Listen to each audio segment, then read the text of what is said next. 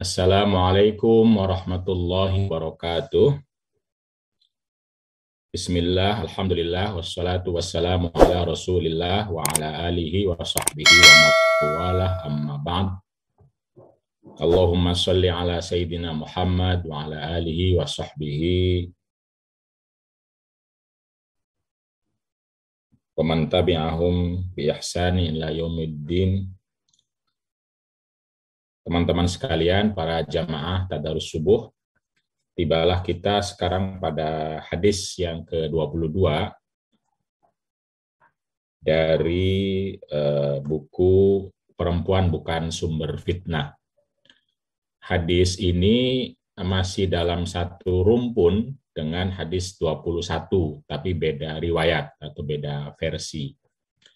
Kemarin sudah saya jelaskan kajian sanadnya secara umum, bahwa mungkin bisa kita ulangi lagi yang pas hadis ini saja, yaitu ini sudah kelihatan ya. Nah, ini salah satu riwayat yang dicatat oleh Imam Ahmad dalam Musnad Ahmad, dan ada juga kalau kata Al-Albani itu dalam Ibnu Majah juga ada dengan sanad yang lain. Kalau ini melalui Abdullah bin Abi Aufa, melalui yang saya kasih merah ini Al-Qasim bin Asy-Syaibani, yang diperdebatkan oleh beberapa ulama. Jadi kajian sanadnya secara umum ya, kalau yang saya baca selama ini saya tidak mengkaji sendiri, jadi saya merasa tidak cukup mampu untuk betul-betul meneliti satu persatu semua jalur sanad itu. Kalau menurut kajian misalnya adalah Syekh Nasiruddin Albani dalam kitabnya Sahih Ibnu Majah, itu hadis ini merupakan hadis sahih. Namun beberapa ulama kontemporer lain, karena Albani juga kontemporer, itu menganggap hadis ini semua jalurnya adalah dhaif. Nah, kalau ini misalnya karena alasan Qasim Asy-Syaibani itu. Nah, saya mengulang lagi sekali lagi bahwa kajian mubadalah itu dimulai ketika kita mau menerima hadis ini. Tapi kalau dengan pengetahuan tertentu, dengan keahlian tertentu, dengan keimanan tertentu, seseorang punya tanggung jawab, punya kemampuan, punya kapasitas untuk mengatakan atau menyimpulkan bahwa hadis ini dhaif, ya sudah, berarti kajian mubadalah berhenti, tidak lagi masuk. Kalau sudah dibilang dhaif atau apalagi maudhu' misalnya, maka kita tidak perlu lagi masuk karena sudah selesai.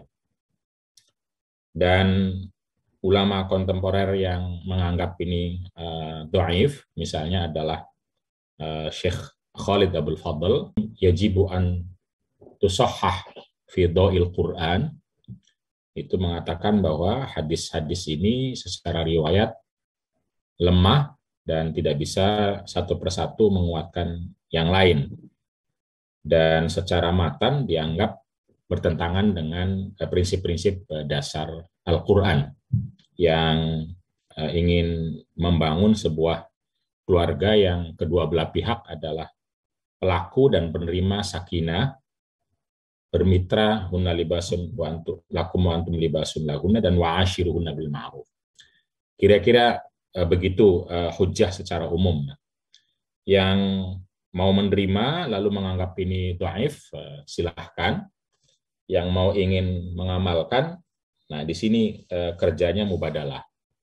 Jadi ketika kita, siapapun dia, mau mencoba mengambil inspirasi dari hadis ini, lalu bagaimana kerja mubadalah itu? Jadi kita lihat pada teks ini misalnya disebutkan melalui Abdullah bin Abi Aufa bahwa Mu'adz bin Jabal suatu saat tiba datang dari Syam, dari Syria, dari daerah-daerah Syam ya. Syam dulu tidak hanya Syria, Kalau sekarang Syam seringkali artikan Syria.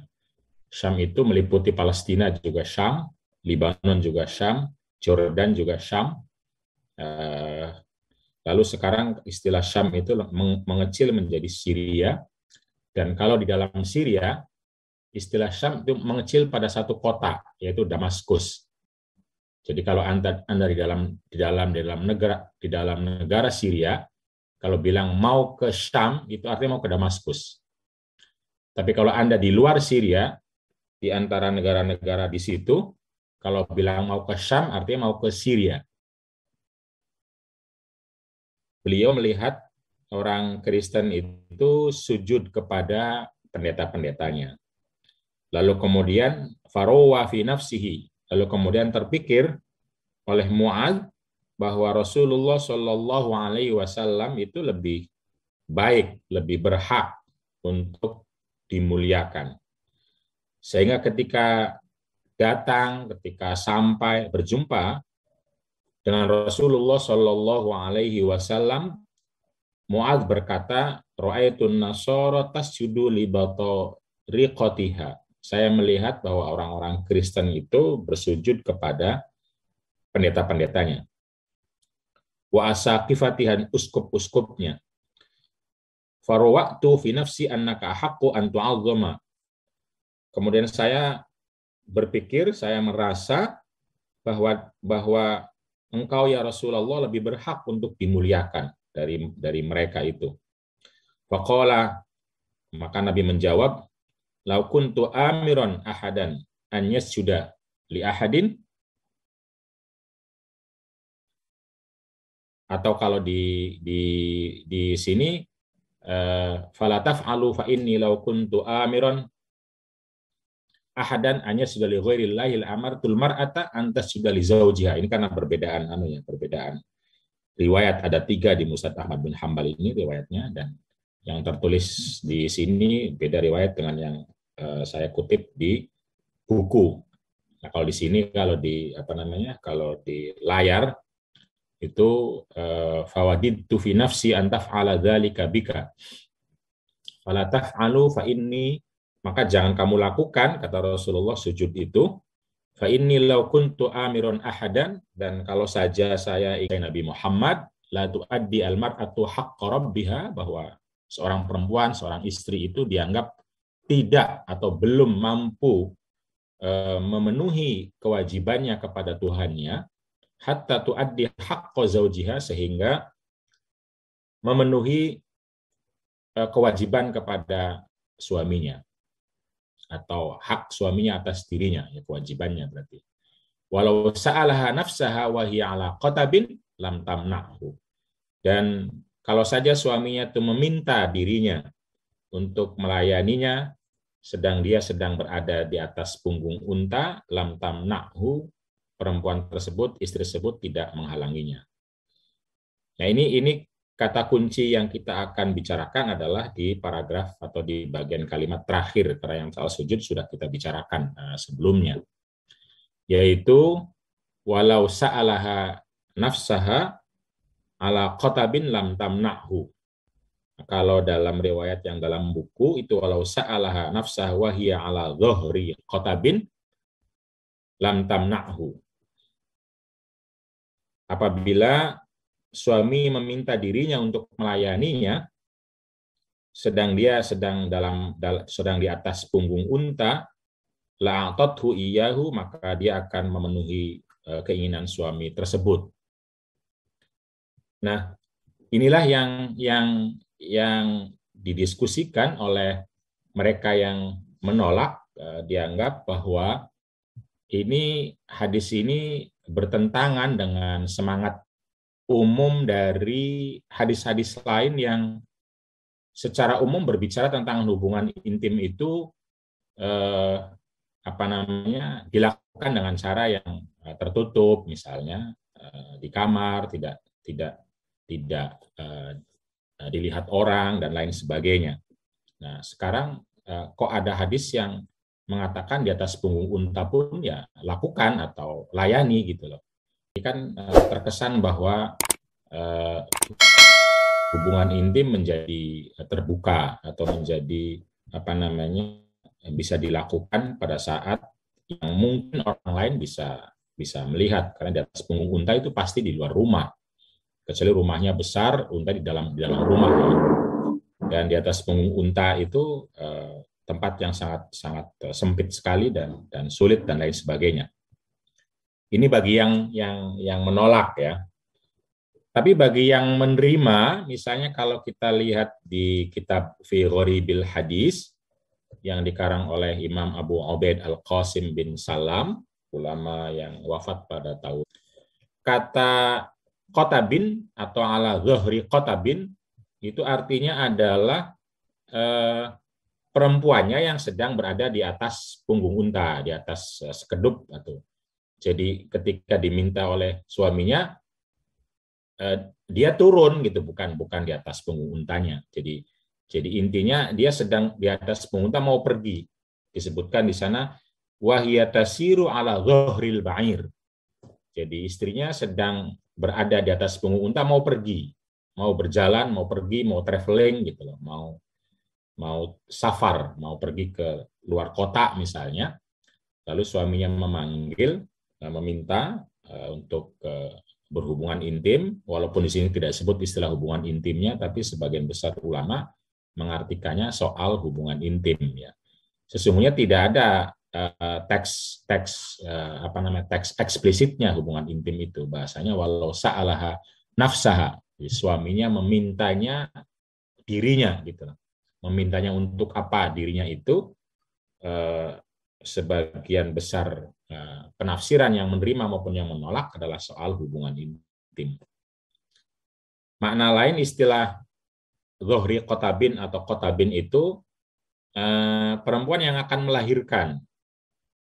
Jadi perempuan kalau akan melahirkan itu didudukan pada tempat namanya Qotab agar mudah untuk melahirkannya.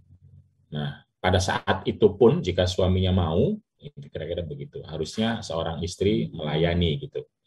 Begitu kira-kira pemahaman secara umum ya, yang itu bahwa hak seorang suami itu harus didahulukan yang paling utama. Nah, itu yang terutama dalam konteks ini semua penjelasan menyangkut seksual lalu ya. Jadi kebutuhan seks suami itu harus dipenuhi. Dan itu utama gitu loh. Titik maksudnya tidak ada penjelasan lain. Nah, dalam hal ini kemudian saya ingin bahwa kerja lagi mari kita berangkat di besar Islam, yaitu Islam rahmatan lil alamin. Bahwa Islam itu menjadi anugerah bagi semua alam. Alam itu definisinya adalah ma siwallah, selain Allah. Selain Allah adalah alam. Laki-laki dan perempuan adalah selain Allah, yaitu hamba dan khalifah. Karena itu Islam adalah menjadi anugerah bagi laki-laki dan perempuan. Jadi tidak bagi laki-laki saja. Menjadi rahmah. Nah, pertanyaannya adalah, kalau kita menggunakan hadis ini sebagai rujukan bahwa suami harus dipenuhi kebutuhannya, kan berarti menjadi anugerah bagi suami. Nah, pertanyaannya bagaimana agar menjadi anugerah bagi istri? Karena Islam itu rahmatan lil alamin. Itu.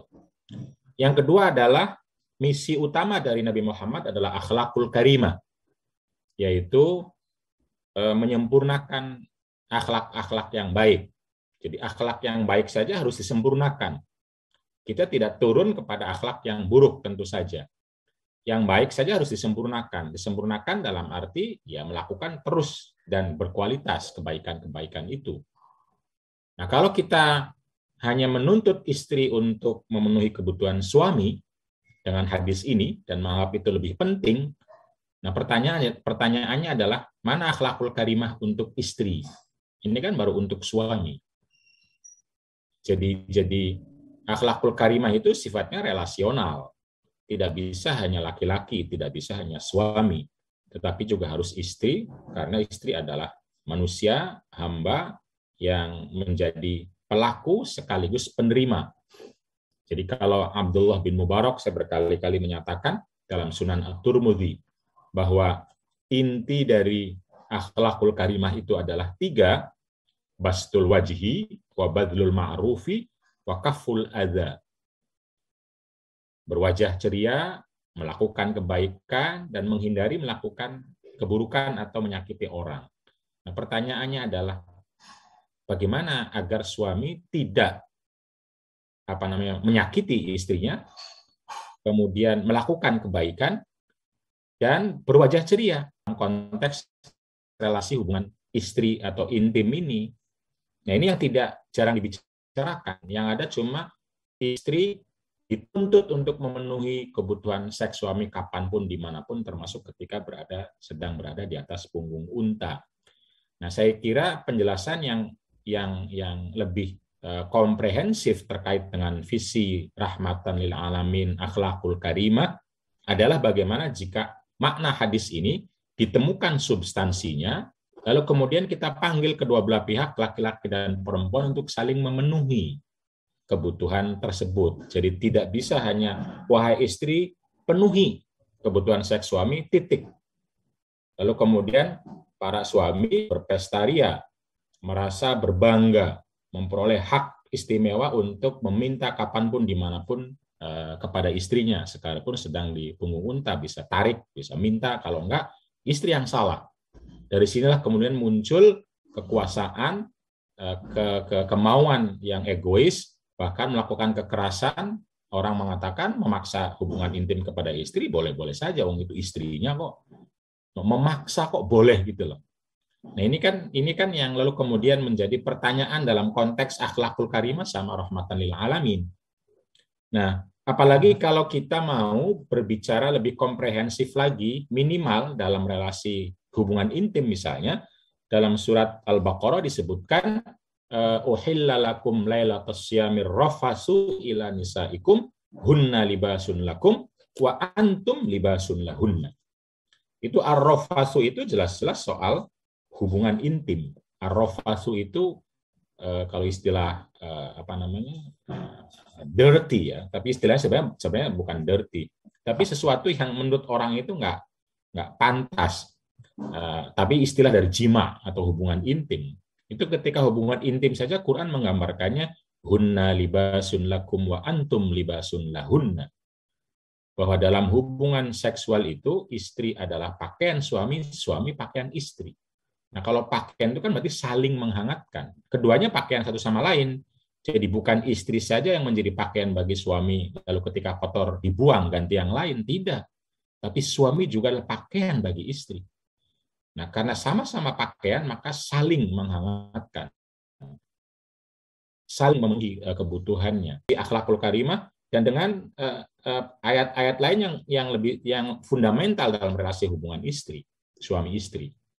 Apalagi kalau menggunakan ayat lain, misalnya wa'ashiruhunna bil ma'ruf, itu surat An-Nisa ya, saya kira sangat terkenal.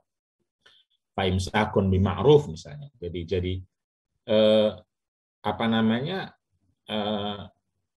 tuntutan hubungan intim ini harus diturunkan atau harus diimplementasikan dalam relasi yang saling membahagiakan, saling menyenangkan, bukan menjadi kekuasaan penuh bagi laki-laki untuk memaksa seenaknya kapanpun, dimanapun. Nah, itu kira-kira kalau saling berarti si istri memperhatikan kebutuhan suami, si suami memperhatikan kebutuhan istri. Nah, kebutuhannya apa? Contohnya adalah seks misalnya. Tapi mungkin kebutuhan lain. Memang dunia ini tatanan yang sudah terbentuk sedemikian rupa, minimal dalam asumsi-asumsi, tapi juga ada dalam hormon-hormon, di mana dalam anatomi biologis laki-laki itu hormon yang dominannya adalah testosteron katanya. Sementara kalau perempuan itu hormon yang kuatnya adalah estrogen. Nah, karena perbedaan hormon ini tentu saja kedua hormon ada dalam tubuh laki-laki maupun perempuan, cuma naik turunnya itu beda-beda. Dan biasanya laki-laki lebih banyak testosteronnya. Dan ketika hormon itu ada, itu memang berbeda ekspresi seksualnya antara laki-laki dan perempuan. Laki-laki lebih visual, mudah terangsang oleh gambar-gambar, lalu ingin langsung menyampaikan keinginannya kepada istri. Nah, kalau perempuan katanya lebih karena estrogennya lebih kuat, dia lebih senang untuk diawali dengan cobalah penuhi layanan itu. Jadi kedua belah pihak tentu sesuai dengan kondisi masing-masing, tidak memaksa, tapi mengenali kemampuannya, mengenali keinginannya, mengenali kebutuhannya. Jadi jika kebutuhan itu berbeda misalnya, maka masing-masing saling mengenali. Jadi kalau misalnya yang paling tinggi, misal ya, karena jangan sampai juga kadang seringkali kita melihat beberapa perempuan karena pengetahuan tertentu, pengalaman tertentu, keilmuan tertentu, menganggap itu laki-laki aja yang mata seks. Jadi itu nggak benar bahwa laki-laki itu pengen seks. Jadi nggak usah diperhatikan, nggak usah dipikirin, nggak usah dilayanin. Biar sendiri turun sendiri. Saya lagi sibuk, saya nggak bisa. Ya nggak juga begitu, karena memang laki-laki sedemikian rupa sudah terbentuk bahwa kebutuhan utamanya adalah misalnya tidak semua laki-laki adalah seks. Tetapi tentu saja laki-laki juga harus memperhatikan seluruh kebutuhan, seluruh kondisi pasangannya atau istrinya. Jadi sehingga yang terbentuk oleh relasi saling melayani. Jadi menafikan tidak, tapi mendewakan juga tidak. Jadi jangan sampai juga perempuan menafikan itu tidak ada, itu hanya asumsi, itu laki-laki binatang, itu ya karena laki-laki adalah manusia yang saya kira dia punya imajinasi dan lain-lain. Nah, sekarang tinggal bagaimana menyesuaikannya itu. Nah, hal yang sama juga mungkin si laki-laki harus betul-betul memperhatikan, jangan anggap itu emosional, itu egois gitu loh. Itu manja sehingga selalu menahan atau bahkan menghilangkan kebutuhan-kebutuhan perempuan, tidak perlu didengar, tidak perlu diajak, tidak perlu dilayani gitu loh. Ketika lagi ngidam juga, itu penipuan gitu loh. Padahal ngidam penting itu. Lebih penting nulis tesis, lebih penting disertasi, lebih penting ceramah. Apain seks itu? Itu urusan binatang. Lalu kalau begitu suami dapat dari mana gitu? Ngapain lalu menikah kalau tidak bisa saling memenuhi kebutuhannya? Si suami diajarin untuk melupakan kebutuhan istri, kebutuhan kasih sayang, kebutuhan cinta, kebutuhan apalagi ulang tahun, kebutuhan hadiah atau kebutuhan apalah kalau memang itu kebutuhannya. Dianggap itu bohong, itu asumsi, itu khayal, itu egois, itu ajaran para perempuan yang emosi-emosi itu nggak ada kaitan sama agama. Agama yang penting itu nurut sama suami, udah nurut aja apapun kata suami maka dapat surga. Sehingga istri tidak pernah merasakan sakinah dan kebahagiaan itu. Nah, yang laki-lakinya diajarin seperti itu, yang perempuannya juga diajarin seperti tadi, menolak, ya ngapain lalu ada pernikahan. Pernikahan itu kan untuk mempertemukan dan memungkinkan kedua belah pihak untuk saling melayani. Disitulah arti ibadah itu. Karena itu Nabi mengatakan wa fi bud'i ahadikum shadaqah, bahwa dalam hubungan intim itu ada sedekah. Nah, tapi jangan berhenti di hanya hubungan intim yang artinya istri melayani terus, ini namanya egois juga. Kita harus naik ke akhlakul karimah bahwa memenuhi kebutuhan itu sedekah gitu. Nah, pikirkan si suami memenuhi kebutuhannya seperti apa, si istri juga memenuhi kebutuhannya seperti apa.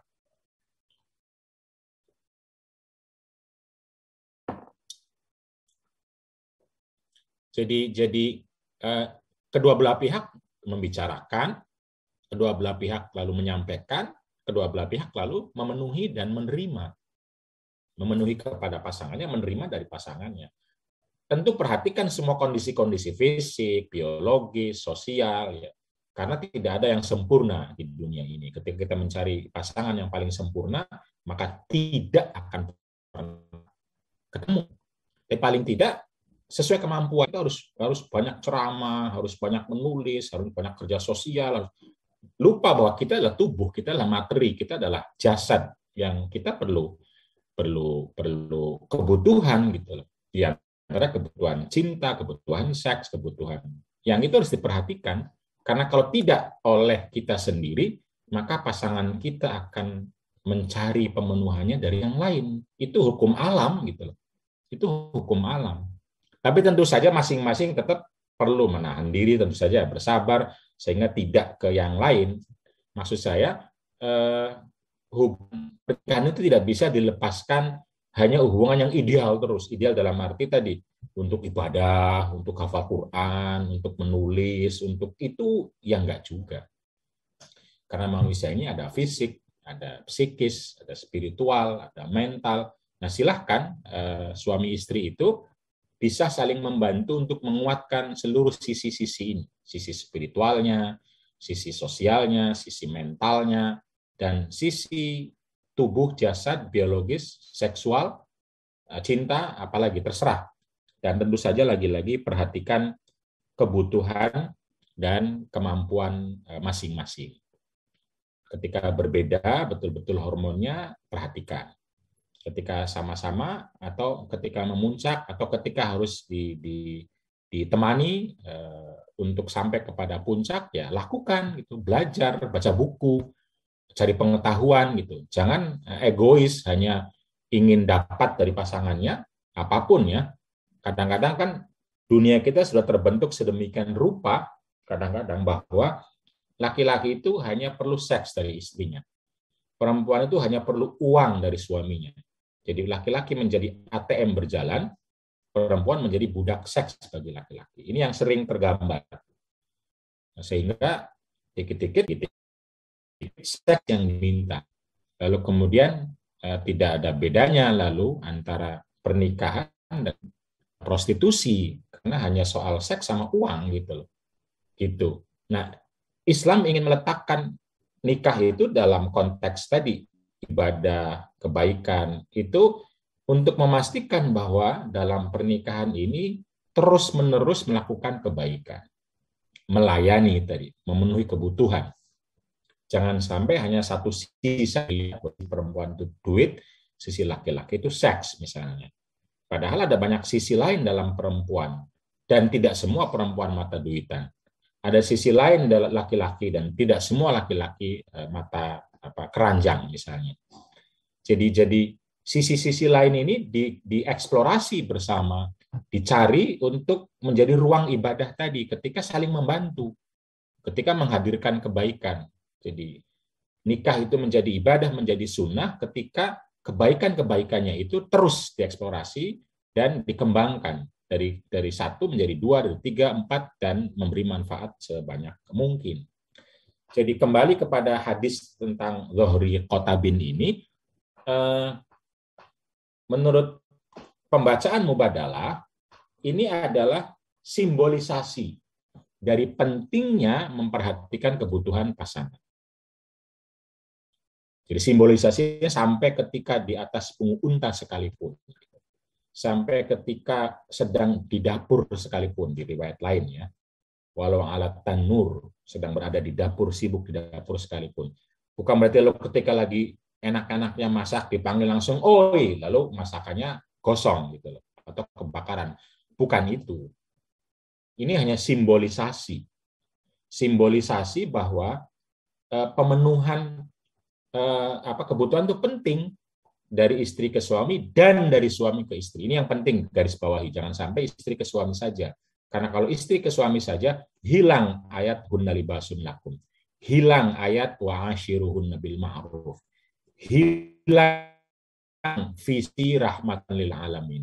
Hilang misi akhlakul karimah. Kita tidak ingin hanya karena ada satu hadis ini hilang semua ajaran-ajaran dasar Islam itu. Nah, justru setiap membaca hadis harus kita panggil ajaran dasar itu. Ajaran akhlakul karimah, ajaran rahmatan lil alamin, ajaran hunna libasun lakum wa antum libasun lahunna, sehingga simbolisasi ini berlaku untuk kedua belah pihak. Wahai istri, perhatikan kebutuhan suamimu. Wahai suami, perhatikan kebutuhan istrimu. kebutuhan apa? Kebutuhan apapun. Silahkan yang paling puncak apa dibicarakan. Biasanya kalau laki-laki yang paling puncak adalah seks. Biasanya perempuan yang paling puncak adalah kasih sayang, lindungan. Dia merasa dilindungi. Karena dia akan hamil, dia akan melahirkan, sehingga perlu betul-betul perlindungan material, psikologi, sosial itu terasa. Begitu dia terasa terlindungi, akan memuncak, akan keluar hubungan kebutuhan atau perasaan atau ekspresi seksnya. Nah itu dunia ini sementara ini begitu terbentuk, karena itu contohnya adalah di atas punggung unta atau di dapur ini. Jadi kalau kedua belah pihak punya sikap, perasaan, perilaku mubadalah, maka hubungan intim itu silahkan terserah mereka berdua. Mau di atas unta, mau di dapur, mau di mana, selama tentu saja tetap menggunakan adab-adab yang disampaikan oleh Islam, untuk tidak terlihat orang lain, untuk tidak misalnya itu nggak bisa dibatasi lagi, sudah itu menjadi hak mereka berdua selama tidak melakukan pemaksaan dan kekerasan. Tetapi sebaliknya menciptakan sakinah, ketenangan dan kebahagiaan dan apalagi sampai cinta kasih. Jadi ketika itu sudah menjadi ruang cinta kasih, maka itu mereka ya bebas, terserah mau dimanapun kapanpun. Tentu saja batasannya adalah tadi tidak menyakiti, tidak memaksa, berarti dalam konteks kedua belah pihak. Dalam konteks keluar ya, kalau ia itu hubungan intim tidak terlihat oleh orang lain dan tidak dalam keadaan menstruasi tambahannya kalau dan lain-lain ada adabnya. Tetapi soal tempat, soal cara, soal waktu itu terserah mereka berdua gitu. Nah, di atas punggung itu simbolisasi imajinasi terus gitu, seminar terus, ceramah terus, tadarus terus, misalnya kerja terus, lalu tidak pernah diperhatikan kedua belah pihak ini. Inilah yang diingatkan oleh Nabi, inna li ahlika haqqan, inna li nafsika haqqan, inna li rabbika haqqan. Jadi pada Tuhanmu kepada dirimu ada hak, ada kewajiban, ada tanggung jawab. Untuk dirimu juga sama. Ada hak, ada kewajiban, ada tanggung jawab. Kita perlu tidur, kita perlu makan, kita perlu. Dan pada keluargamu itu artinya kalau ngomongnya ke perempuan, suami. Kalau ngomongnya ke laki-laki, istri. Kalau ngomongnya ke orang tua, anak-anak. Kalau ngomongnya ke anak-anak, orang tua. Kalau ngomongnya ke saudara, ya antar saudara.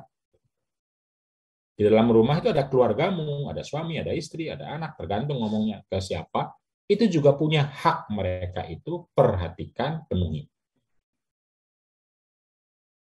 Nah, itulah kira-kira pemaknaan yang mubadalah terkait dengan hadis bahwa kita penting untuk memperhatikan kebutuhan pasangan dalam konteks relasi. Jadi simbolisasinya adalah di atas punggung unta. Simbolisasinya. Pakai simbol yang lainnya, silakan. Ini simbolisasi yang ada di hadis yang ini gitu. Pakai simbol yang diperlukan tentang pentingnya memenuhi kebutuhan pasangan.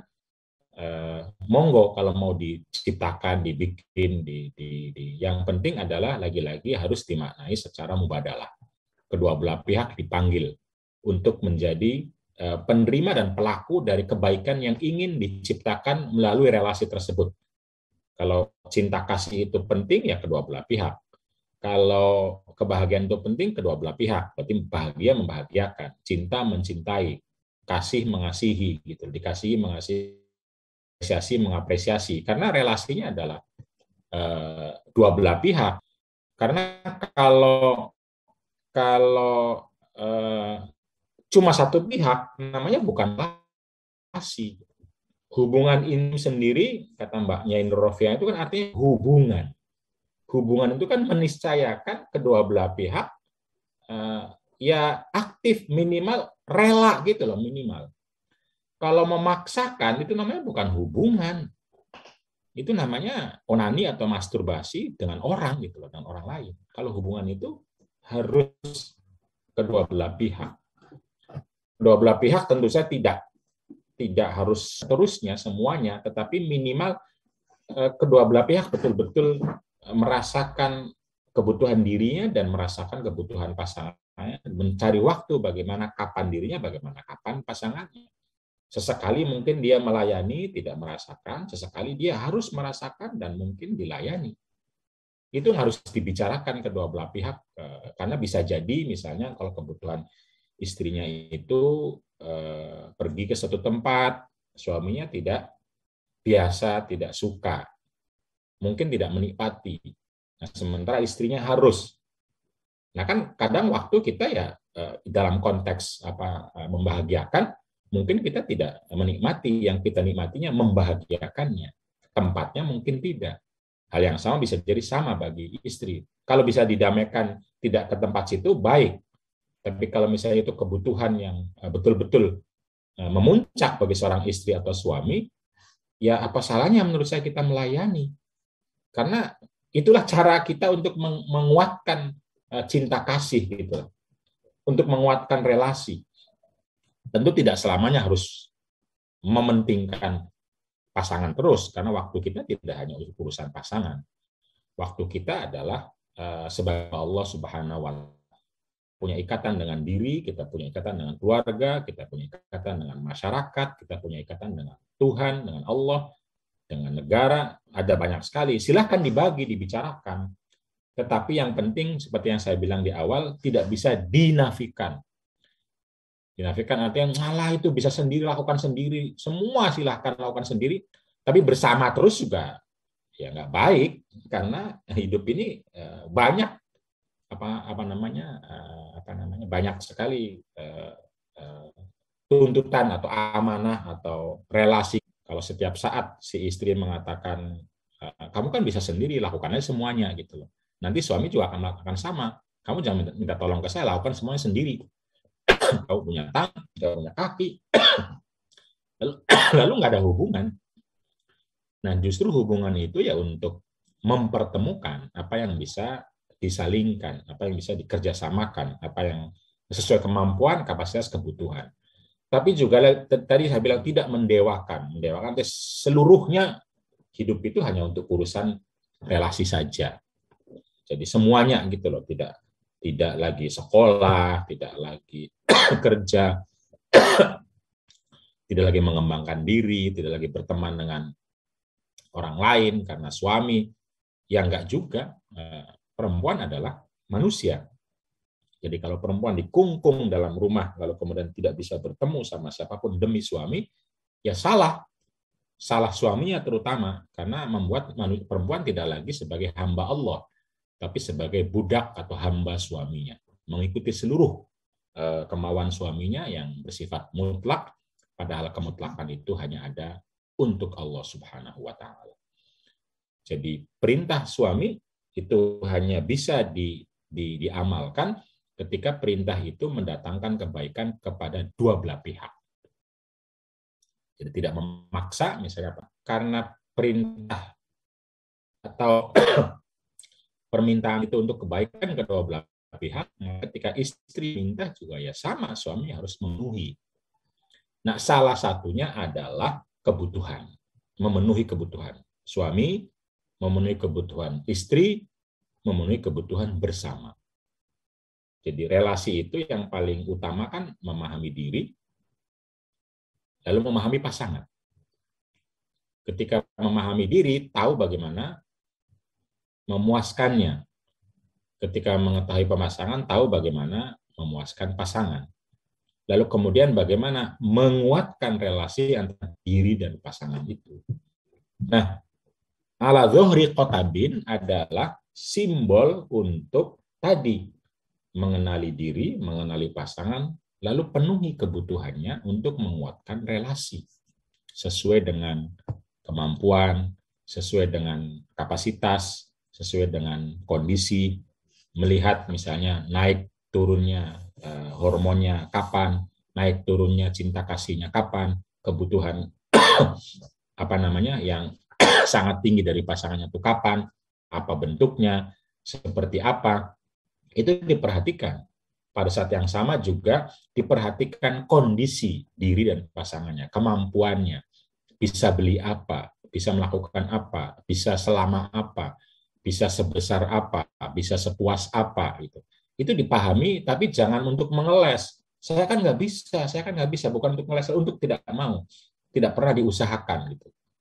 Jadi kalau dirinya pengen dipenuhi, terus dituntut, Anda itu kan istri, Anda kan wajib, Anda kan, atau sebaliknya, Anda kan suami, Anda kan kepala rumah tangga, datangkan dong, hadirkan dong semuanya, apa yang saya inginkan, gitu loh. Ketika dituntut, enggak, saya mau sekolah, enggak, saya mau, ya enggak begitu.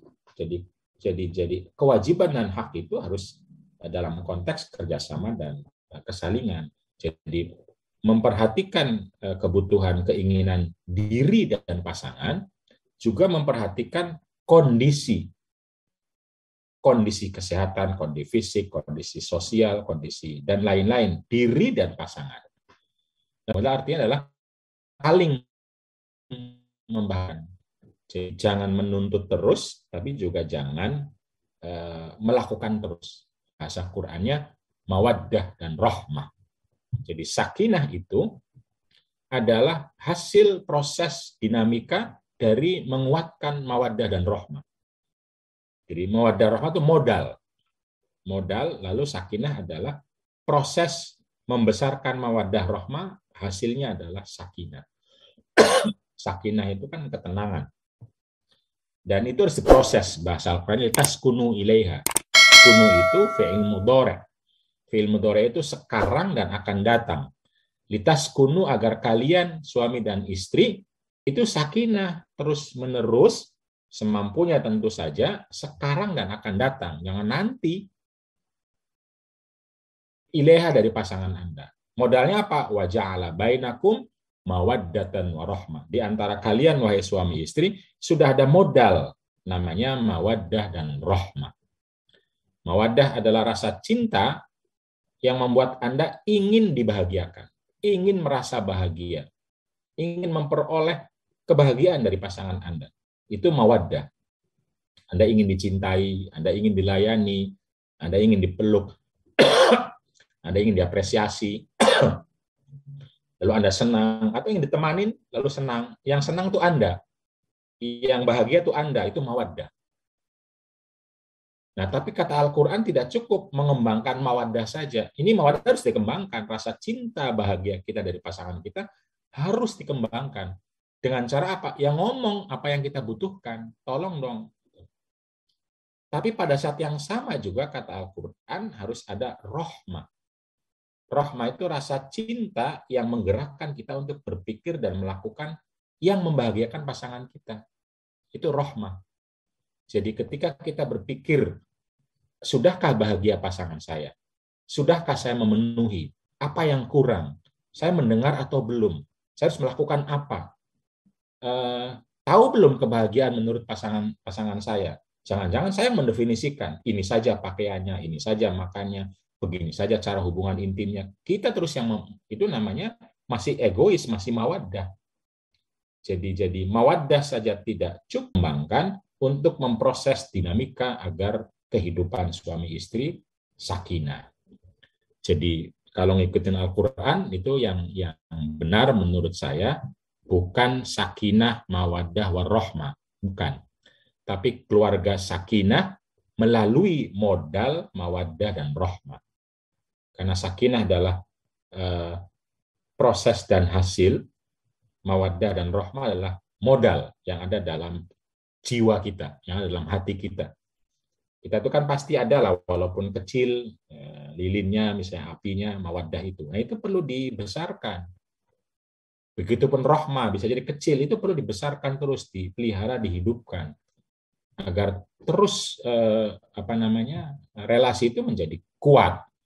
Litaskunu ilaiha wa ja'ala bainakum mawaddatan wa rahmah. Jadi, tujuan atau hasil yang diprosesnya itu sakinah.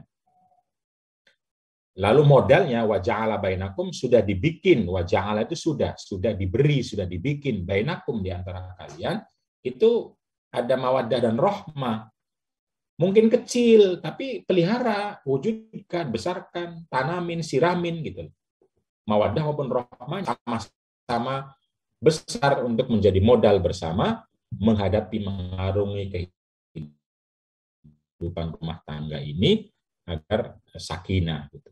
Nah, hadis ala dhuhri qatabin ini adalah simbolisasi dari pentingnya memelihara rahmah dan mawaddah, menyirami, mengembangkan, menumbuhkan sehingga sakinah. Nah, inilah pemaknaan mubadalah yang memanggil kedua belah pihak sebagai subjek sekaligus sebagai penerima dari kebaikan itu. Kalau artinya keburukan, misalnya pemaksaan, nah ini karena itu saya dengan perspektif mubadalah ini sama sekali tidak setuju dan tidak membenarkan apapun bentuk pemaksaan hubungan intim atau seksual. Jadi pernikahan tidak mengesahkan pemaksaan, apalagi kekerasan. Tidak. Jadi pernikahan hanya menghalalkan yang tadinya haram, hubungan intimnya. Akhlakul karimahnya masih. Jangan sampai suami lu tidak berakhlak, tidak rahmah, tidak mawaddah gitu loh. Masih. Karena masih, maka mari kita tingkatkan kualitas relasi kita dalam konteks misalnya hubungan intim. Sekarang tidak bisa lagi kita ungkapkan bahwa dalam Islam seorang suami boleh memaksa istrinya karena sudah jadi istrinya. Perempuan itu manusia yang punya hati, paksa marah. Nah, laki-laki harus diajari bukan untuk memaksa, merayu. Nah, ilmu merayu penting sekali. Nah, kadang-kadang laki-laki hanya diberi kekuasaan, tidak diberi ilmu romantisme gitu. Nah, ini problem kita, bukan problem Quran maupun hadis maupun tafsir. Tanggung jawab kita semua. Jadi kalau masih ada di forum ini orang-orang atau siapapun yang lalu memberikan kekuasaan kepada perempuan untuk laki-laki untuk memaksa, maka dia sesungguhnya adalah orang yang tidak mengamalkan ajaran rahmatan lil alamin, ajaran akhlakul karimah, ajaran hunna libasun lakum wa antum libasun lahunna wa ashiruhunna bil ma'ruf, dan ajaran-ajaran lain tentang kerjasama. Itu adalah egoisme murni. Bukan fikih, bukan Islam. Jadi suami yang memaksa itu adalah suami yang egois, bukan suami yang soleh. Jangan mau dengar para istri, suami yang mau memaksakan diri. Nah, ajarin suaminya bagaimana agar bisa merayu tentu saja. Kenalkan ilmu cintanya. Kenalkan atau cari buku-bukunya bagaimana. Kalau masih ada suami, karena suami mungkin terdidik sedemikian rupa oleh ustadz-ustadz lain, oleh penceramah lain, oleh guru lain, oleh motivator lain, yang dididik untuk kuasai istrimu, istrimu itu milikmu, istrimu itu hartamu, istrimu itu duniamu. Ini sudah terlalu banyak narasi yang seperti ini, sehingga laki-laki lalu termotivasi untuk menguasai. Nah, kita semua adalah individu yang dipanggil oleh Allah Subhanahu wa Ta'ala, oleh Nabi Muhammad SAW untuk meluruskan narasi-narasi ini melalui visi rahmatan lil alamin, akhlakul karimah, bahwa suami menikahi istri itu bukan untuk menguasai, tapi untuk bertanggung jawab. Qawamun, bertanggung jawab, memastikan hadirnya kebahagiaan, hadirnya kebaikan, hadirnya kerahmatan, hadirnya akhlakul karimah.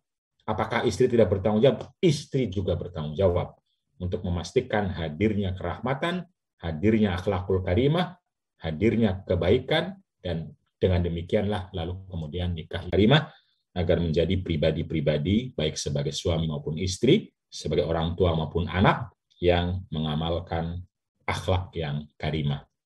Berbuat baik, memberikan kebaikan, hadirkan kebaikan untuk diri, keluarga, masyarakat, maupun dunia dan semesta. Demikian sebagai pengantar Mbak Suhaibatul Aslamiyah